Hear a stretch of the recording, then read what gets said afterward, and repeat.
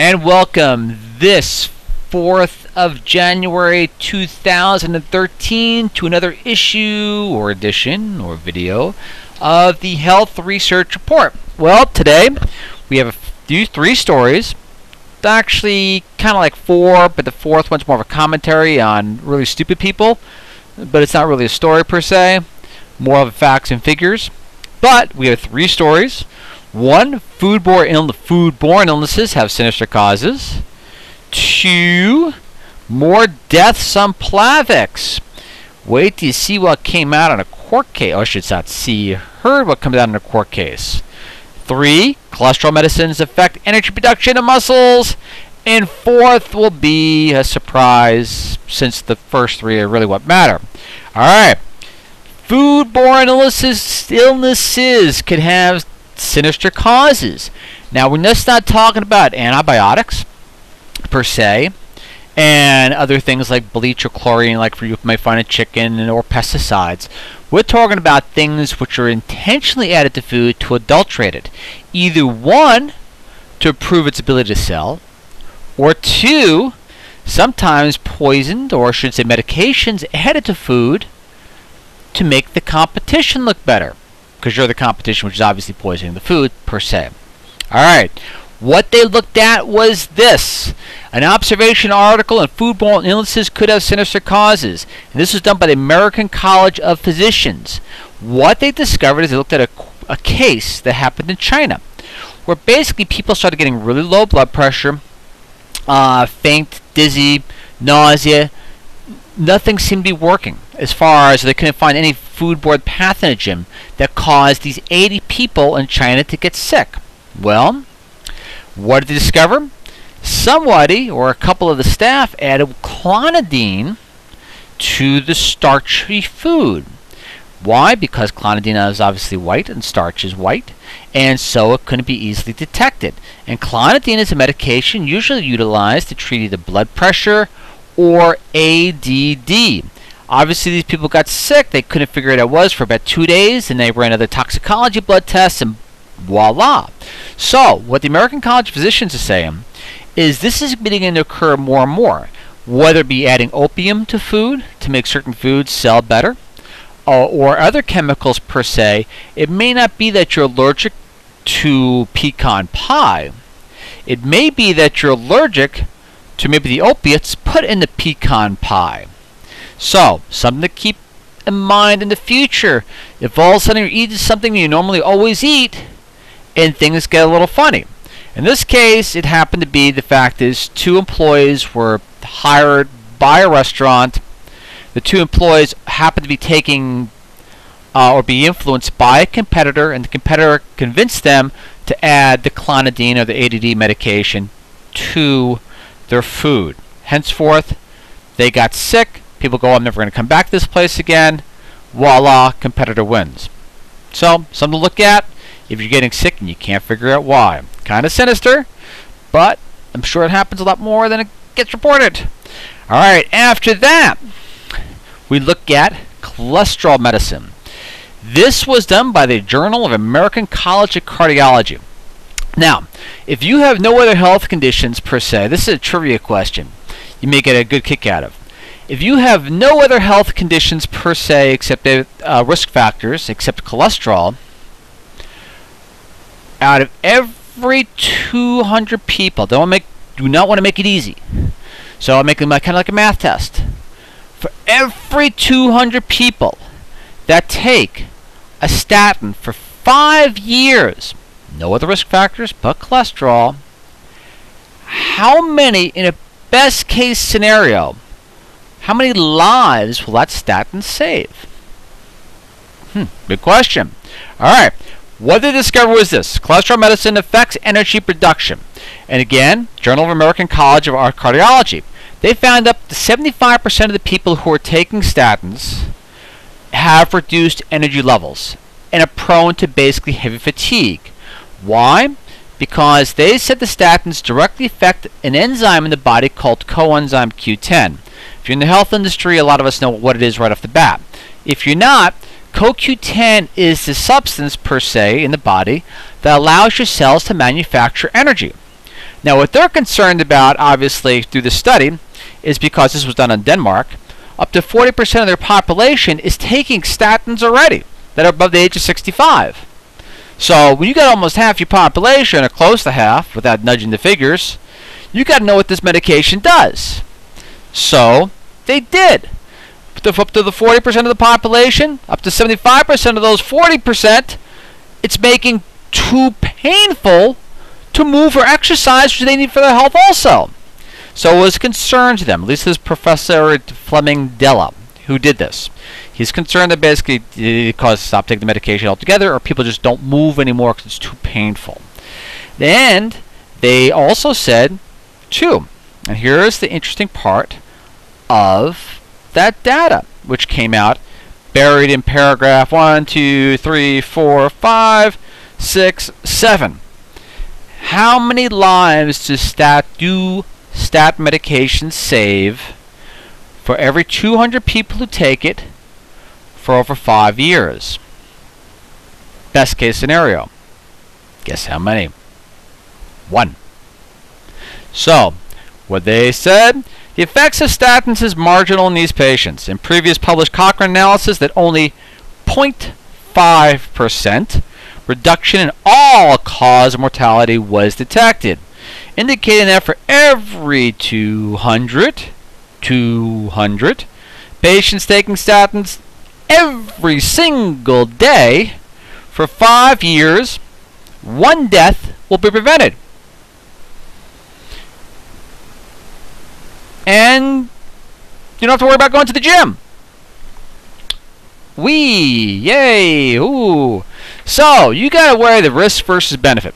If you value life, if you value mobility over mortality, I don't know.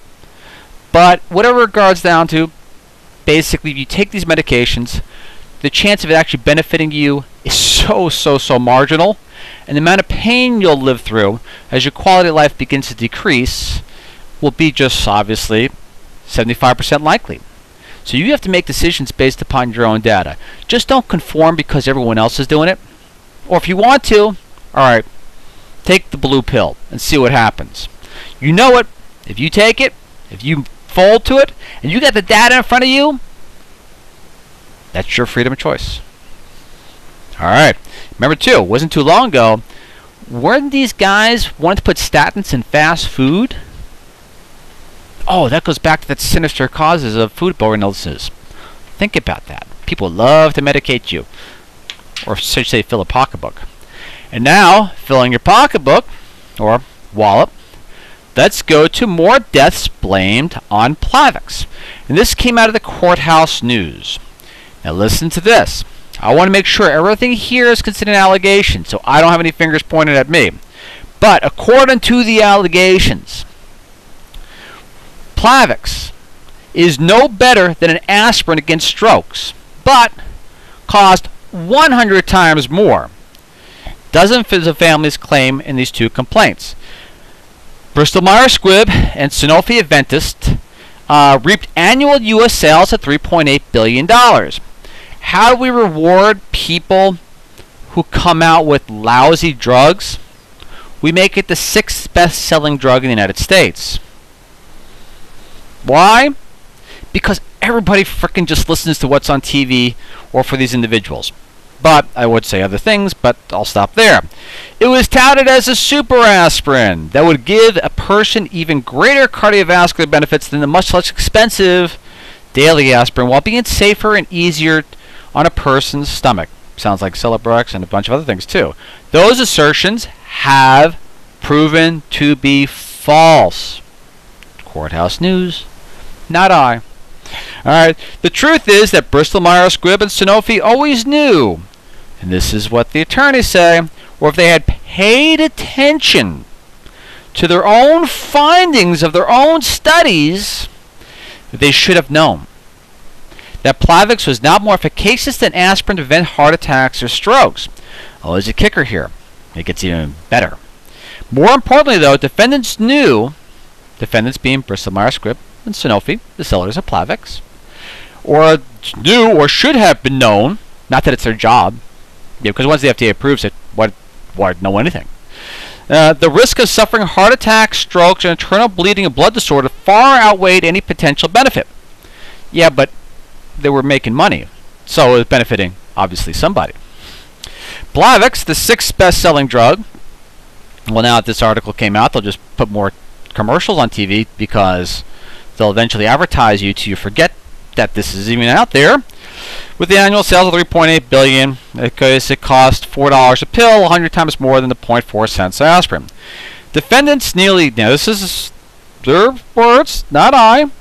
Defendants nearly 8-year run of lying, I didn't say lie, to physicians and the public about the safety and efficacy of Plavix for the sole purpose of increasing corporate profits has now been uncovered.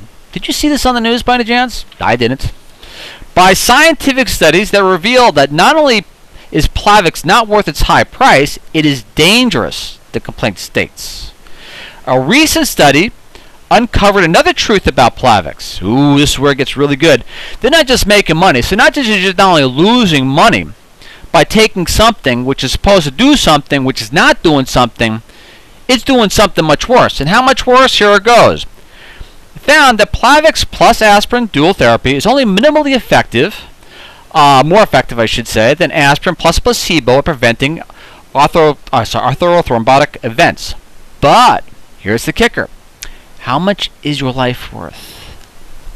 But more importantly, it found that in patients who do not have peripheral arterial disease or acute coronary syndrome, Plavix plus aspirin, the dual therapy, posed a increased risk of the patient suffering bleeding injuries, heart attacks, stroke, and death. So not only did it not do anything, it raised your chance of severe injury by the number being 20%. So here's the catch. Nothing's obviously going to happen to these people. They'll probably pay a fine. But as your loved ones, friends, relatives, whatever it is, take this medication and pay 100 times more for something that works better, these people rake in the profits. They plan on paying this lawsuit. They ignore data over 8 years. They lie to physicians who allegedly claimed, and the whole lineup, and you guys just follow them blindly. It is the 6th selling drug in the United States.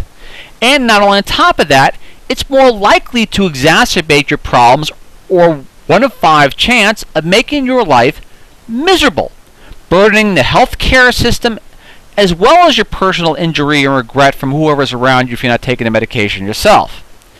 And your doctors don't even know it. Where the heck is the Food and Drug Administration? Oh, harassing some health food stores because of selling apricot seeds? Get your act together. Alright.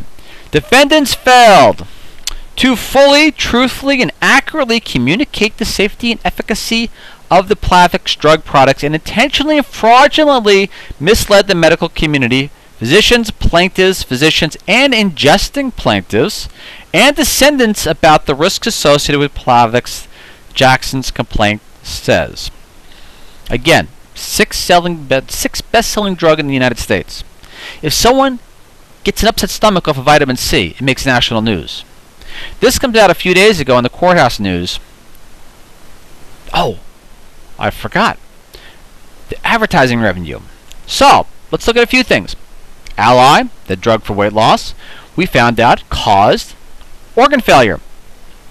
I see it on TV this morning when I wake up. Tamiflu from Roche Medical, which still has not released any safety or efficacy trial data on this medication that was sold left and right that happened to cause organ failure to any of the doctors demanding it. Ironic. Total organ failure during the swine flu outbreak, and obviously they said the swine flu caused total organ failure. Makes you wonder which one did which. But you'll never know, because Roche Laboratories, who promised to release the data, doesn't. Is now being advertised on TV preventing colds. So nothing's happening. Not that I'm a little frustrated and not being too funny about it, but again, you got to educate yourself. It is literally a war of information. I hate to say it, not to make you down about it, but people are pushing things on you, and they seem a little bit too happy to do it. Think about it. Or at least stop. Read it. If you're going to change your life and chemically ingest this stuff and not really educate yourself because life is too complicated, well, those are the people who look to enrich themselves off of you. And who are those people that enrich yourself? Well, this is a societal thing, which I happen to come up with. I didn't come up with. Bloomberg Business Agency came up with. As all of you are fearful, the 54.6% in the EU, who now is living a much more hard life than prior to the European Union, to those United States who saw their average income decline for the second time in history by at least 1.5%, and a poverty rate that goes up 29.1 to 21.9% in the United States itself.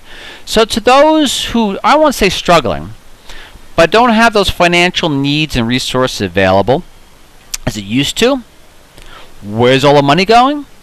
Obviously must be a bad economy, right? No. The people that sell you the Plavix, the people that sell you the Tamiflu, the people that sell you the Ally, the top 100 richest people in the world increased their wealth just in 1 year by $241 billion. So, while they throw you your scraps, or throw you scraps, and expect us to fight over them like hungry dogs, they've basically increased their wealth. Now, what does that have to do with health? Let's think about it. Some of those wealthy people like to promote genetically modified organisms and foods and things along those lines, stating that this is needed because of limited resources and we have to find a way to feed the world. Ironically, beyond their compare wealth, and I'm not talking about them sacrificing anything to shorten the lifestyle, there is already enough money and resources to feed the world. So, by promoting foods which don't exist to monopolize certain industries that are open to competition, by talking about certain things to improve society, by telling you we're making society bad, by making cures while they make the diseases, they've lined their pockets massively. There's nothing wrong with wealth. There is nothing wrong with capitalism. And I'm not looking at economic models. But when you have such an incredible hoarding going on, that's a genetic defect. For these guys to increase their wealth by $241 billion in 1 year, 12% greater, then declare themselves poor, that's an issue at hand. So it has nothing to do with taxing them. It also has to do with honor and pride. The fact that they could flaunt this in front of so many, so willingly, says something about the genetic defects in their gene pool. Well, I don't want their scraps, and I definitely don't want their genes. So, with that, I end this 4th of January 2013. The Health Research Report. Educate yourself. It is the greatest equalizer out there. Life can be a little complicated. You get a lot of information from different angles. Check the footnotes. Don't become a conspiratus.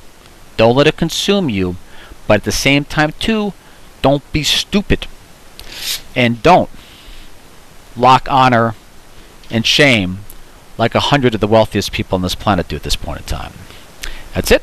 And I'll catch you guys in 7 days. See you later.